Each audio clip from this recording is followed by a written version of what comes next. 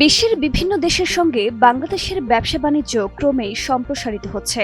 বাড়ছে আন্তর্জাতিক লেনদেনে বৈদেশিক মুদ্রার বিনিময়। বিভিন্ন দেশে প্রতিদিনের মুদ্রার সঠিক বিনিময় হার জানা খুবই গুরুত্বপূর্ণ। বৈশ্বিক অর্থনীতির পরিবর্তন এবং দেশের বৈদেশিক মুদ্রার রিজার্ভ পরিস্থিতির ওপর নির্ভর করে টাকার মান নিয়মিত ওঠানামা করে। সেই হিসেবে সোমবার বিভিন্ন বৈদেশিক মুদ্রার সঙ্গে বাংলাদেশি টাকার বিনিময় হার কত হয়েছে তা জেনে নেওয়া যাক।